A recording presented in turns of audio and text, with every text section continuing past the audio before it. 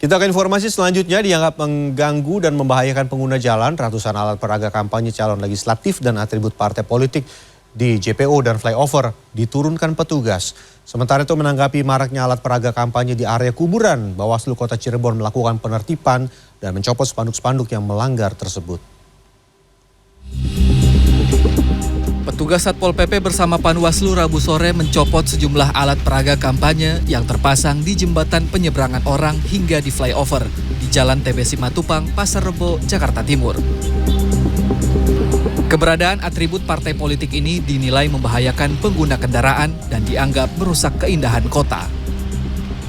Semua ikut peserta partai politik tadi mendampingi penurunan APK yang ada di wilayah Kecamatan Ciracas yang dianggap mengganggu dan bisa menyebabkan kecelakaan bagi pengendara jalan.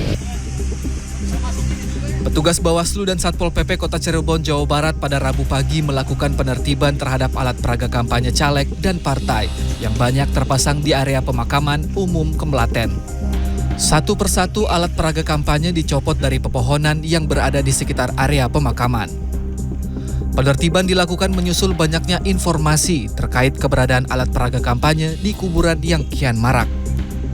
Pihak Bawaslu Kota Cirebon menilai hal ini mengenai peraturan KPU nomor 15 tahun 2023 pasal 71 ayat 1 terkait larangan pemasangan alat peraga kampanye di tempat-tempat fasilitas umum. Nah ini merupakan masukan dari masyarakat kepada kami terkait kondisi yang terjadi di area TPU Kemlaten, termasuk masukan juga dari teman-teman media, dan ini menjadi bagian respon kami jajaran Bawaslu Kota Cirebon bersama Satpol PP dalam menindaklanjuti semua masukan. Pagar pembatas hutan ekowisata mangrove di kawasan Pantai Indah Kapuk, Penjaringan, Jakarta Utara roboh. Selain karena kencangnya angin, pagar sepanjang 10 meter tersebut diduga tidak kuat menahan beban berat dari sejumlah baliho calon legislatif yang terpasang di pagar. Petugas ekowisata mangrove berharap agar pihak pemasang spanduk bertanggung jawab. Pemasangan spanduk ada sih.